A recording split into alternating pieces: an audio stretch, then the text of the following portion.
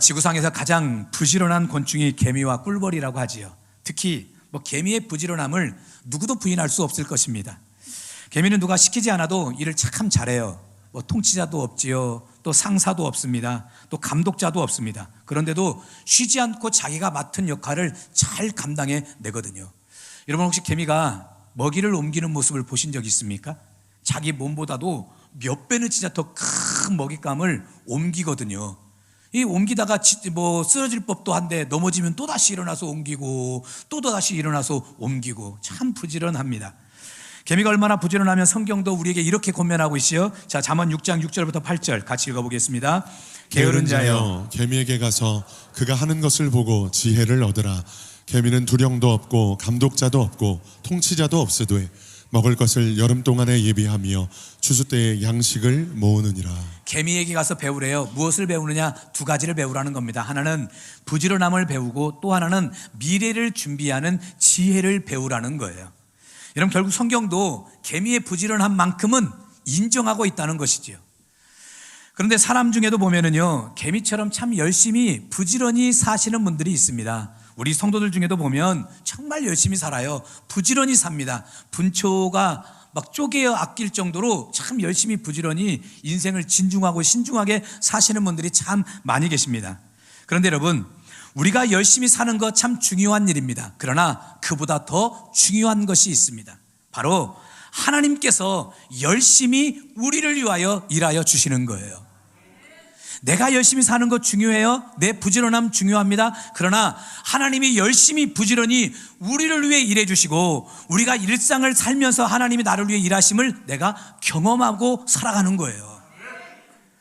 여러분, 우리가 아무리 열심을 낸다 한들 하나님의 열심만큼 되겠습니까? 아니, 우리가 열심히 부지런히 살아서 어느 정도 일의 성과를 거두었어요. 근데 우리가 거두는 그 성과가 하나님께서 일하심으로 거둬주는 성과에 이런 비교가 되겠습니까? 그렇지가 않거든요. 그래서 진정으로 지혜로운 성도는 어떤 성도냐? 내가 열심히 부지런히 사는 것도 있겠지만 하나님이 나를 위해 일하시도록 하는 거예요. 하나님이 우리 가정을 위해 일하시도록 하고 하나님이 우리 교회를 위해 일하시도록 하고. 할렐루야. 개미 이야기를 다시 해볼까요?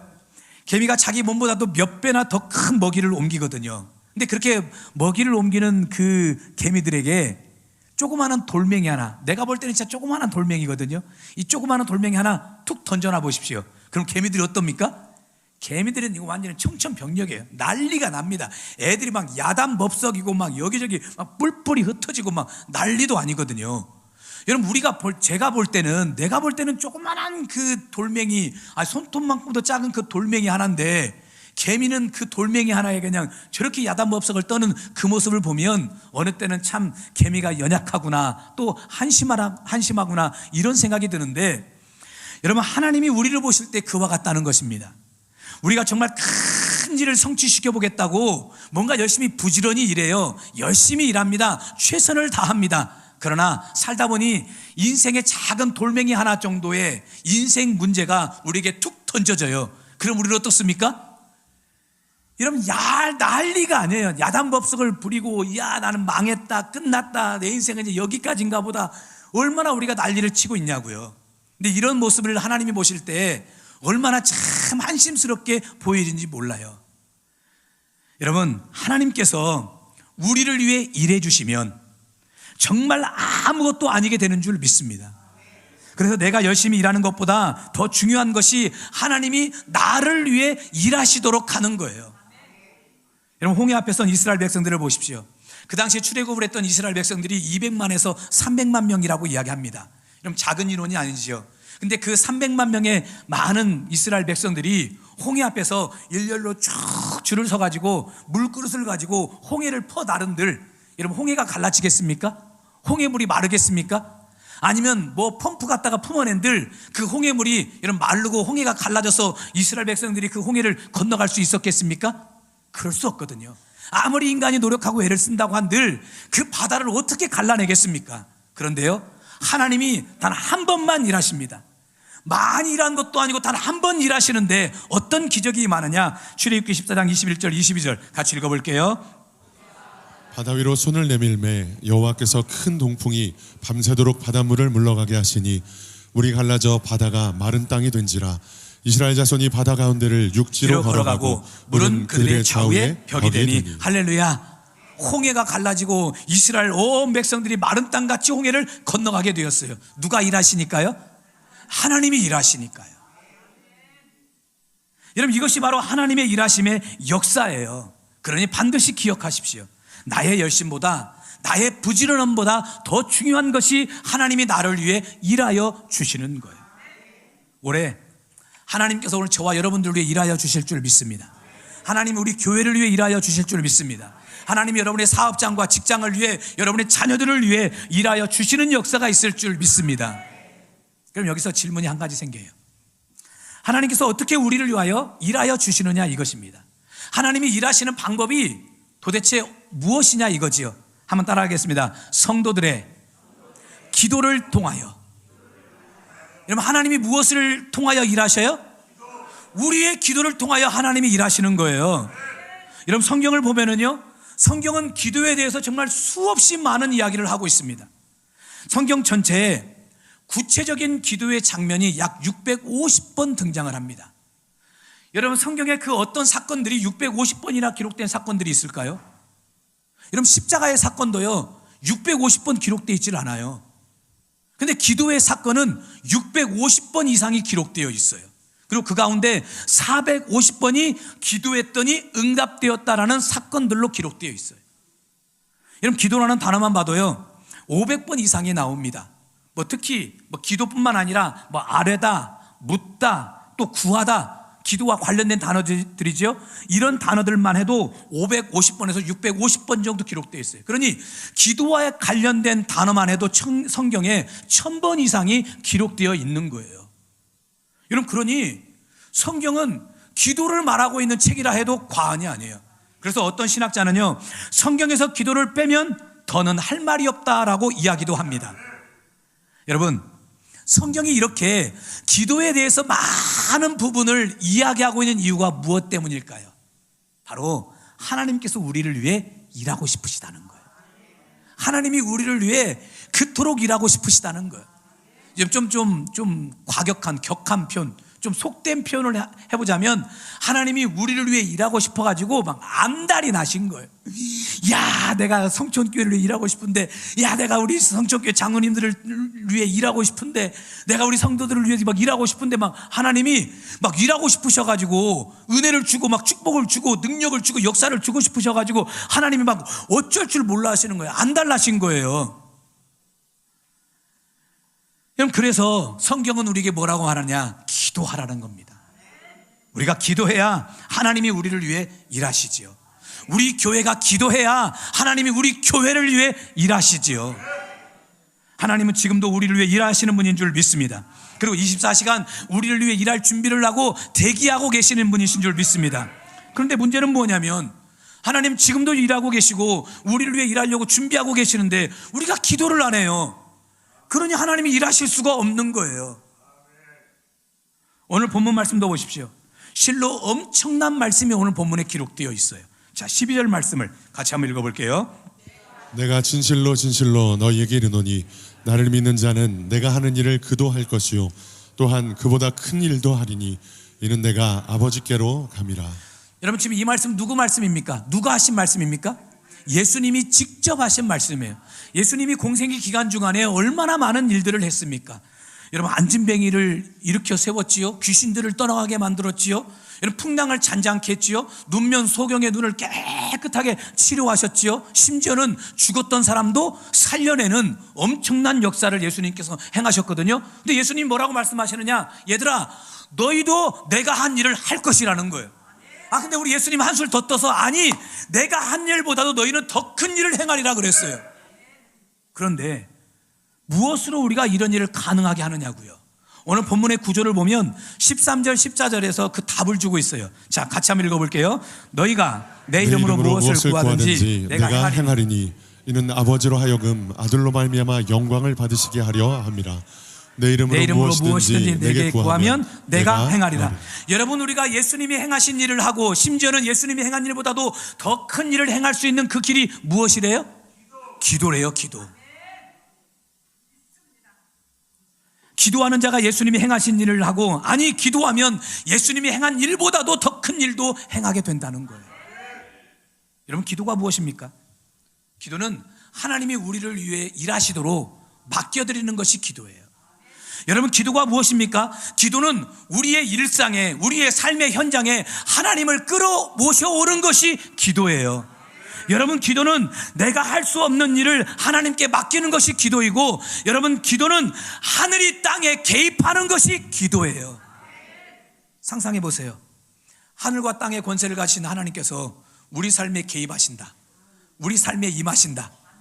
여러분, 그러면 뭐 끝난 거 아닙니까? 그럼 걱정할 필요 없는 거 아닙니까? 염려할 필요 없는 거 아닙니까? 근데 그렇게 하나님이 우리 삶에 개입하는 방법이 무엇이래요? 기도래요. 하나님 우리 삶에 임하시는 방법이 무엇이래요? 기도래요. 그러므로 오늘 2026년 우리 교회가 기도하는 교회가 되어야 될 줄 믿습니다. 오늘 저와 여러분들이 기도하는 성도가 되십시오. 그래서 기도로 인생의 문제를 뚫어내십시오.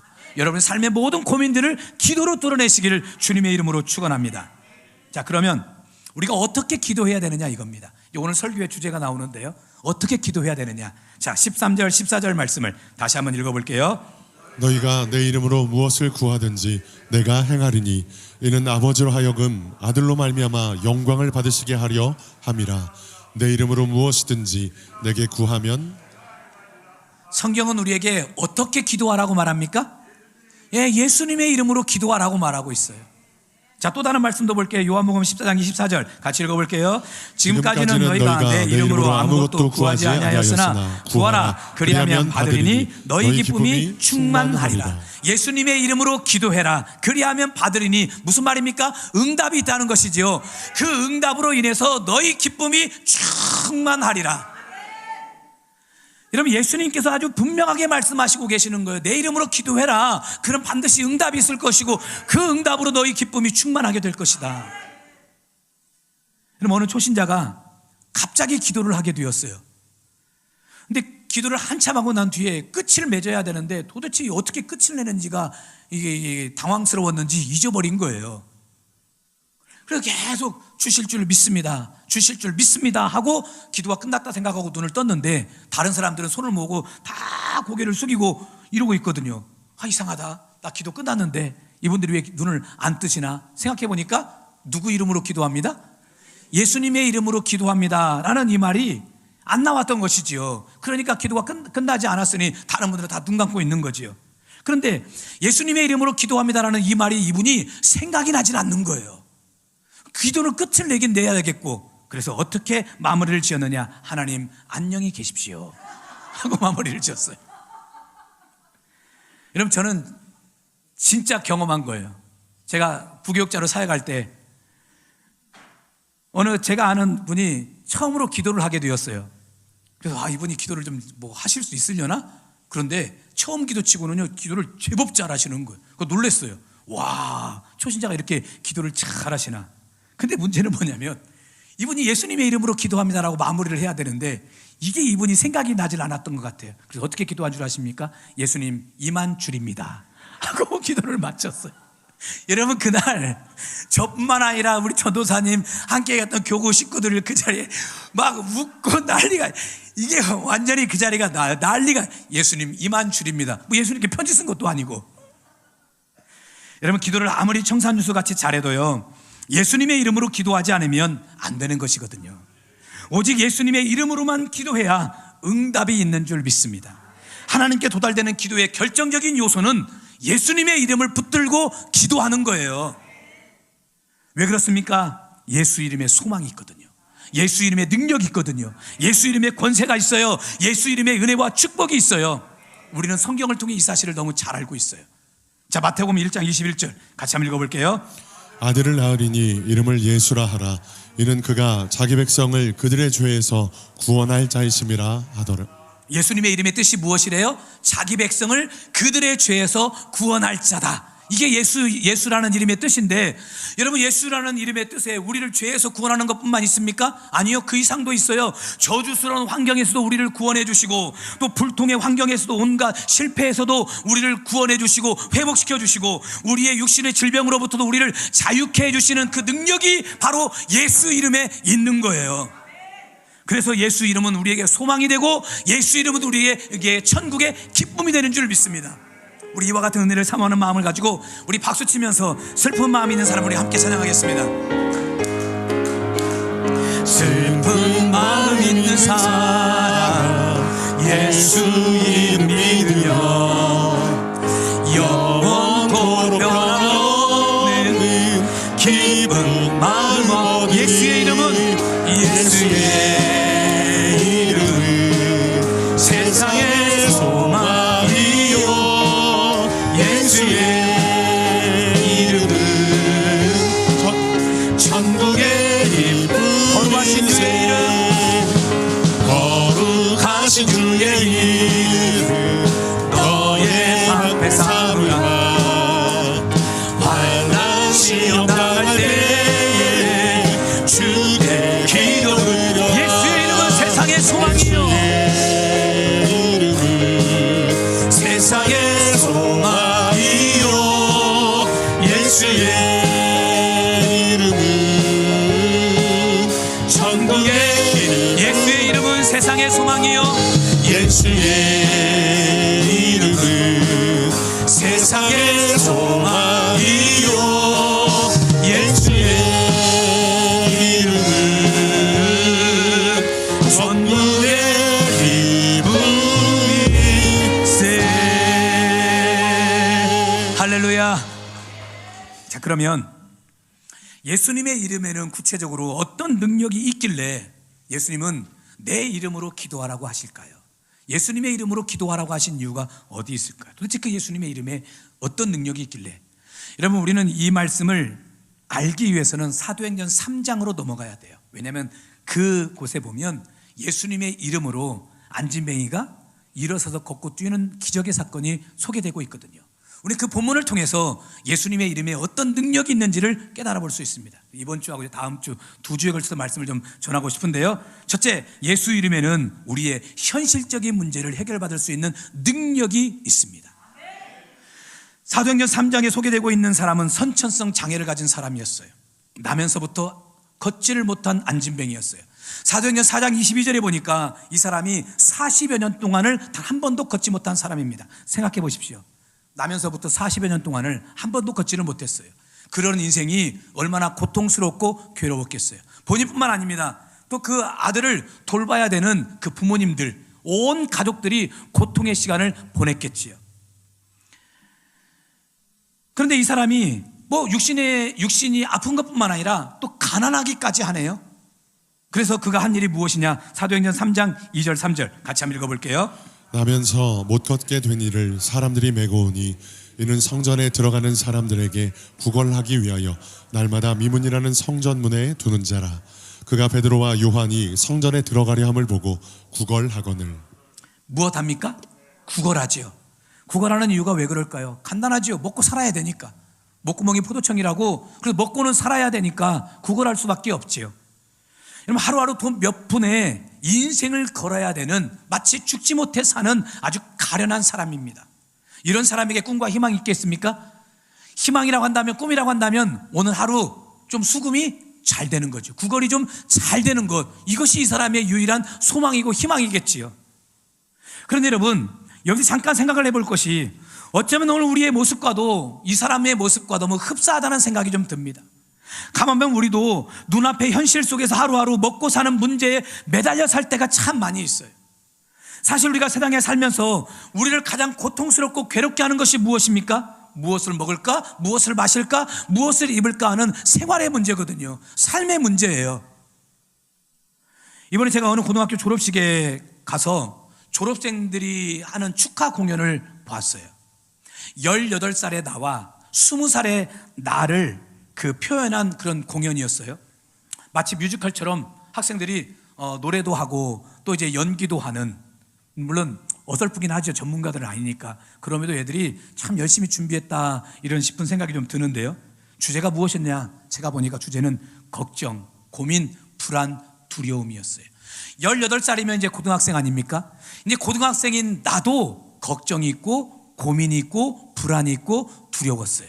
그런데 이제 고등학교를 졸업하는 20살인 나도 오히려 18살 때보다도 더 큰 고민, 더 큰 걱정, 더 큰 불안, 더 큰 두려움이 있다는 것이죠. 그렇지만 아직 우리는 젊으니까 두려워하지 말고 불안해하지 말고 걱정하지 말자, 그런 내용이었던 겁니다. 출연자 모두가요 마지막에 다 나와서 마지막 노래를 부르는데, 여러분 이 마지막 노래의 마지막 가사가 어떻게 끝난 줄 아십니까? 끝까지 끝이 아니야. 우리 전사님은 어떻게 들었는지 모르겠어요. 근데 목사는 어쩔 수가 없어요. 뭘 봐도 설교하고 연관시키려고 항상 온통 그렇게만 생각하고 보게 되는데, 끝까지 끝이 아니야. 그러니까 걱정하지 말고 불안해하지 말고 두려워하지 말고 용기 있게 끝까지 도전해 보자는 그런 내용이었어요. 여러분 제가 그 공연을 보며 이런 생각이 들었습니다. 한참 피 끓는 젊은 청춘들, 참 우리 아이들에게 무엇을 먹을까, 무엇을 마실까, 무엇을 입을까라는 현실적 문제가 너무나 큰 고민거리고 걱정거리고, 그것 때문에 불안해하고 그것 때문에 두려워하는 모습. 여러분 사실 먹고 사는 문제는 어른들만의 문제 아닙니까? 우리가 애들한테 그러잖아요. 야 너는 뭔 걱정이니? 엄마 아빠가 다 먹여주고 입혀주고 재워주고 다 하는데 너는 뭔 걱정이니? 우리는 그렇게 쉽게 말하지만, 그러나 우리 자녀들도 무엇을 먹을까, 무엇을 마실까, 무엇을 입을까 하는 그런 문제를 가지고 애들도 걱정하고 고민하고 불안해하고 두려워하고 있는 거예요. 여러분 이것이 바로 우리의 생활의 문제고 현실적인 문제예요. 근데 이런 우리에게 우리 예수님께서 어떻게 말씀하고 계십니까? 자, 마태복음 6장 25절 같이 한번 읽어볼게요. 그러므로 내가 너희에게 이르노니 목숨을 위하여 무엇을 먹을까, 무엇을 마실까, 몸을 위하여 무엇을 입을까 염려하지 말라. 목숨이 음식보다 중하지 아니하며 몸이 의복보다 중하지 아니하냐. 무엇을 먹을까, 무엇을 마실까, 무엇을 입을까를 염려하지 말래요. 오히려 우리에게 현실적인 문제가 있다면 어떻게 하라고 하시느냐?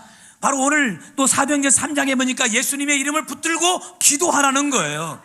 기도하면 어떻게 되느냐? 7절 8절 같이 읽어볼게요. 오른손을 잡아 일으키니 발과 발목이 곧 힘을 얻고 뛰어서서 걸으며 그들과 함께 성전으로 들어가면서 걷기도 하고 뛰기도 하며 하나님을 찬송하니. 할렐루야. 나면서부터 안진뱅이가 되어 구걸하며 살던 사람에게 베드로와 요한이 주었던 것은 바로 예수님의 이름이었어요. 예수님의 이름으로 그에게 선포했던 것뿐입니다. 기도했던 것뿐이에요. 그런데 나면서 걷지 못했던 이 사람이 걷고 뛰며 하나님을 찬양하는 역사가 나타났어요. 40여 년 동안 그 누구도 해결해 주지 못했던 문제, 그 어떤 사람도 어느 의원도 해결해 주지 못했던 데 현실적인 문제를 예수 이름이 해결했던 거예요. 오늘 이와 같은 은혜와 축복이 저와 여러분의 삶에 반드시 임하게 되는 역사가 있길 주님의 이름으로 축원합니다. 자, 마지막으로 말씀 조금만 더 깊이 생각해 보고 싶어요. 우리가 예수님의 이름으로 기도하면 모든 현실적인 문제에서 해방되는 줄 믿습니다. 물론 이런 은혜가 우리에게 있어요. 그러나 이렇게만 생각하면 우리는 살면서 예수님께, 하나님께 실망할 수도 있어요. 왜냐? 예수 이름을 붙들고 예수 이름을 믿는다고 현실의 모든 문제가 100% 다 해결되느냐? 우리는 그렇지 않다는 것을 또 너무 잘 알고 있거든요.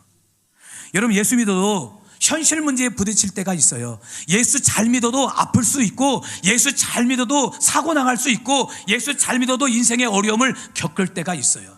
또 그것을 위해서 예수님의 이름으로 기도하면 때로는 응답이 있을 때도 있지만 응답이 없을 때도 있거든요.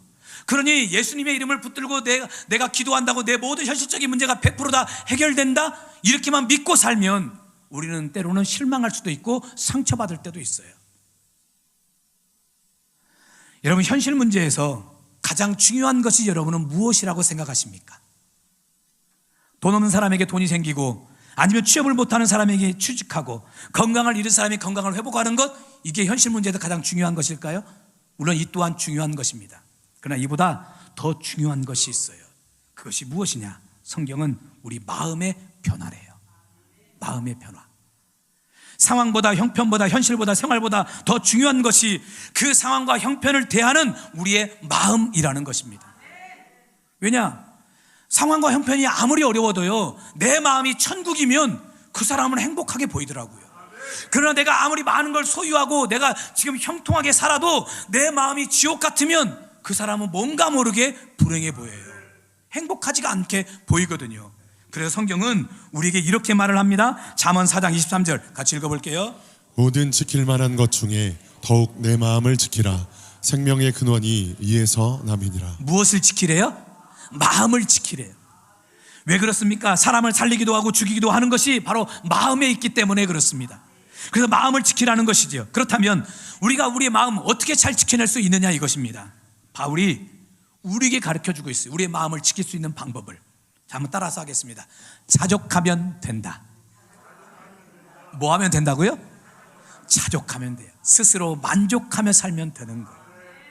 로마 감옥에 갇혀있던 바울이 빌립보 교회 성도들에게 보낸 서신이 빌립보서입니다. 근데 이 빌립보서 4장에 보면 우리가 너무 좋아하고 너무 잘 알고 있는 말씀이 있어요. 자, 빌립보서 4장 13절 같이 읽어볼게요. 내게 능력 주시는 자 안에서 내가 모든 것을 할 수 있느니라. 여러분, 많은 성도들이 대부분 이 말씀을 정말 초긍정의 말씀, 모든 것을 가능하게 하는 전지전능한 히어로의 말씀으로 생각합니다.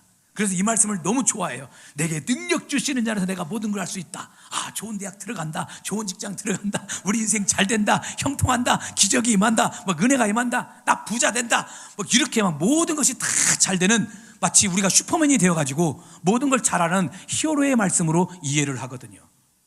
그러나 여러분, 이 말씀을 이렇게 문자적으로만 해석하면 우리는 해석을 잘못할 수가 있어요.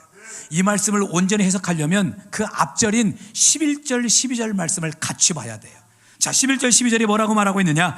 자, 같이 읽어봐요. 내가 궁핍함으로 말하는 것이 아니니라. 어떠한 형편에든지 나는 자족하기를 배웠노니 나는 비천에 처할 줄도 알고 풍부에 처할 줄도 알아. 모든 일 곧 배부름과 배고픔과 풍부와 궁핍에도 처할 줄 아는 일체의 비결을 배웠노라. 바울은 자신이 어떠한 형편에 있든지 나는 자족하기를 배웠다는 거예요. 그래서 그는 비천에 처할 줄도 알고 때로는 풍부에 처할 줄도 안다는 거예요. 쉽게 말하면 비천에 처할 때는 비천한 대로 또 하나님 앞에 감사하고, 또 풍부하면 또 풍부한 대로 하나님 앞에 감사하고, 인생에 고난이 있으면 고난이 있는 것도 감사하고, 또 형통하면 형통한 것도 감사하고, 내 몸에 육신의 질병이 찾아들었어요. 그러면 그런 대로 그것 또한 감사하고, 또 건강하면 건강한 대로 감사하고, 내 형편과 처지와 상황이 어떠하든지 나는 그저 감사하다는 거예요. 이것을 배웠다는 거예요. 그러면서 13절 내게 능력 주시는 자 안에서 내가 모든 것을 할 수 있다고 고백한 것입니다. 그러니 바울이 모든 것을 할 수 있다는 고백은요, 전지전능한 히어로가 된다는 그런 말씀이 아니라 어떤 형편과 처지 속에서도 자족하는 마음을 가질 수 있는 그 능력이 내게 있다는 거예요. 이런 바울이 빌립보서에서 자주 사용한 단어가 무엇이냐면 기뻐해라, 기뻐해라. 자, 빌립보서 4장 4절 같이 봅니다. 주 안에서 항상 기뻐하라. 다시 말하노니 기뻐하라. 이런 바울이 지금 로마 감옥에 갇혀 있는 상태거든요. 감옥에 갇힌 사람이 무슨 기뻐할 일이 뭐가 있어요? 행복할 일이 뭐가 있어요? 으이구, 짜증나. 여러분, 이게 정상이겠지요. 감옥에 갇힌 사람이. 그런데 바울은 뭐랍니까? 나는 기쁘다. 감옥에 갇혔는데도 기쁘다. 그리고 더 한술 더 떠서 너희도 기뻐하라. 아이, 감옥에 갇힌 나도 기뻐하는데 너희는 그래도 정상적인 삶을 사는데 당연히 기뻐해야지. 얼마나 믿음의 멋진 고백입니까? 여러분, 이렇게 바울 안에 자족하는 마음으로 충만히 있었기 때문에 그가 어떤 형편, 어떤 처지, 어떤 상황에 놓여 있어도 그는 감사할 수 있었어요. 기뻐할 수 있었어요. 여러분, 이런 사람에게 먹고 마시고 입는 문제가 무슨 염려가 되고 걱정이 되겠습니까? 있으면 있는 대로 감사하고, 없으면 없는 대로 감사하고, 하나님이 주시면 주시는 대로 감사하고, 또 안 주시면 안 주시는 대로 또한 감사하고. 제가 종종 묵상하는 게 뭐냐면, 주시면 먹고 안 주시면 굶지 뭐. 주시면 먹고 안 주시면 굶고, 또 굶으면 또 얼마나 좋아요. 살도 빠지고. 요즘 배가 나와, 자꾸 배가 나와서 걱정인데 또 이제 안 먹으면 또 뱃살이 쏙쏙 들어가니까, 근데 문제는 뱃살만 들어가는 게 아니라 근력까지 함께 빠져서 그것이 문제이긴 한데, 여러분, 주 안에서 자족할 줄 아는 사람, 모든 일에 감사할 수 있는 마음을 소유한 사람은 현실의 문제, 생활의 문제로 염려하지 않습니다. 걱정하질 않아요. 오히려 그런 현실적인 문제, 생활의 문제를 가지고 어떻게 하는 줄 아십니까? 자, 빌립보서 4장 6절 7절 같이 읽어볼게요. 아무것도 염려하지 말고 다만 모든 일에 기도와 간구로 너희 구할 것을 감사함으로 하나님께 아뢰라. 그리하면 모든 지각에 뛰어난 하나님의 평강이 그리스도 예수 안에서 너희 마음과 생각을 지키시리라. 염려를 내려놓고, 걱정을 내려놓고, 불안과 두려움을 내려놓고 하나님 앞에 기도해요. 예수님의 이름으로 기도하는 거예요. 그렇다면 바울이 어떻게 자족의 능력을 소유할 수 있었느냐, 이것입니다. 바로 바울의 마음 안에 예수 이름이 가득했기 때문에 그래요. 예수님이 충만했기 때문에. 툭 건드려도 바울은 예수 이렇게 예수님으로 그의 마음이 충만하니까 어떤 형편 속에서도 자족할 수 있었던 거예요. 여러분, 이런 사실을 증명이라고도 하듯이 빌립보서에 보면은요, 예수 안에서, 주 안에서라는 단어가 18번이나 기록되어 있어요.